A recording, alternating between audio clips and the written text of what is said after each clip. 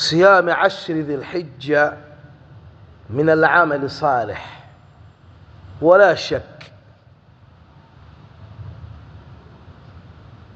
Funga katika siku 9 hizi za mwanzo za mwezi wa Dhulhijja ni katika miongoni mwa amal zilizokuwa nzuri, na wala hakuna shaka juu ya hili.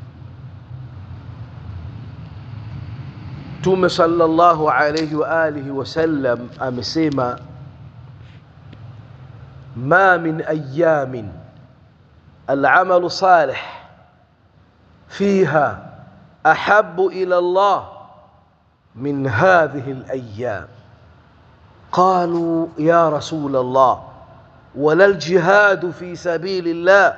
قال ولا الجهاد في سبيل الله إلا رجل خرج بنفسه وماله ثم لم يرجع من ذلك بشيء. Amesema Mtume sallallahu alaihi wasallam,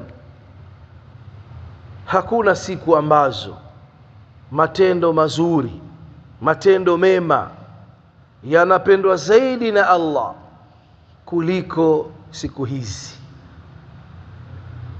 yani ayyam al-ashr, siku 10 za mwanzo za mwezi wa Dhulhijja.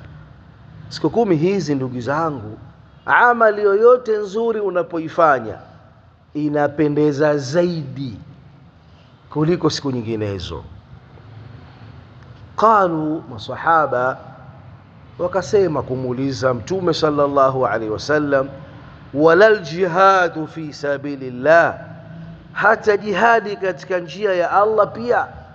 Qala, Mtume sallallahu alaihi wasallam akasema, walal jihadu fi sabilillah, hata jihadi pia katika njia ya Allah.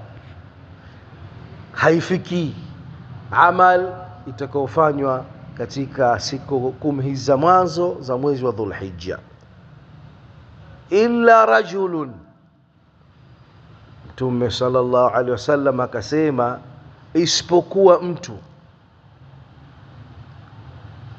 kharaja binafsihi wa mali thumma lam yarji' min dhalika bishay, isipokuwa mtu aliyotoka kwa nafsi yake na mali yake kisha hakurudi na chochote.